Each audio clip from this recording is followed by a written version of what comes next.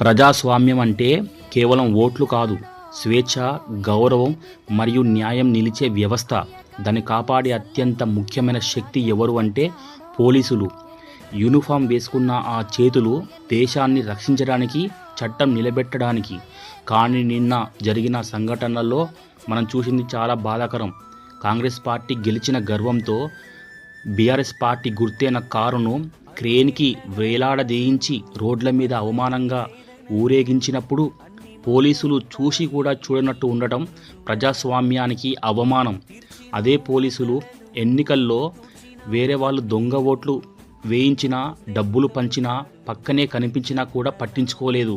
కానీ సోషల్ మీడియాలో ప్రభుత్వ వైఫల్యాల గురించి ఒక చిన్న పోస్టు పెట్టినా తక్షణం కేసులు, అరెస్టులు, నోటీసులు. అప్పుడు ఒక ప్రశ్న మిగులుతుంది, ఇది న్యాయరాజ్యమా లేక భయపెట్టే పాలన?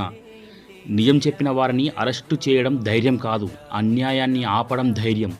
పోలీసుల గొప్పతనం యూనిఫామ్ వల్ల కాదు, నిస్వార్థ న్యాయం, నిష్పక్షపాతం, రాజ్యాంగ భక్తి వల్ల పోలీసులు గొప్పవారవుతారు.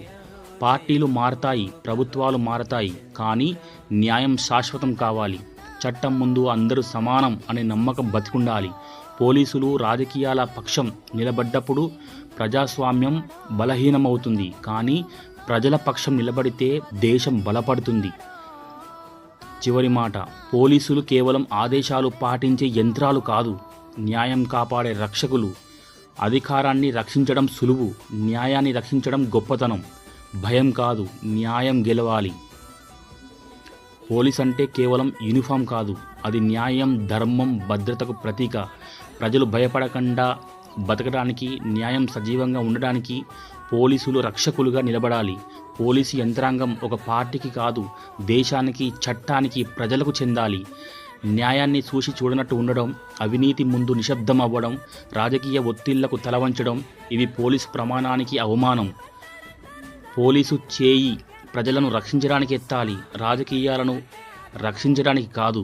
నేరం ఎవరైనా చేసినా, అది గెలిచిన పార్టీ అయినా, ఓడిన పార్టీ అయినా, చట్టం ముందు అందరూ సమానం. అదే నిజమైన పోలీసింగ్. ధర్మం ఉన్న చోట దేవుడు ఉంటాడు, అలాగే న్యాయం ఉన్న చోట పోలీసులు ఉన్నట్టు ప్రజలు నమ్మాలి. పోలీసుల అధికారం, గౌరవం యూనిఫామ్ వల్ల కాదు, నిర్భయంగా, నిష్పక్షపాతంగా నిలబడే వారి ధైర్యం వల్ల.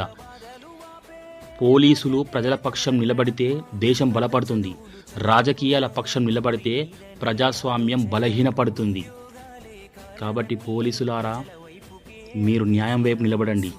అధికారం ఉంటుంది, పోతుంది, కానీ మీరు ఎప్పటికి ఉండేవాళ్ళు. కాబట్టి మీరు అధికార పక్షమని కాదు, ప్రతిపక్షమని కాదు, సమానమైన న్యాయం చేయండి. జై తెలంగాణ, జై కేసీఆర్, జై నన్నపునేని నరేందర్ అన్న, వరంగల్.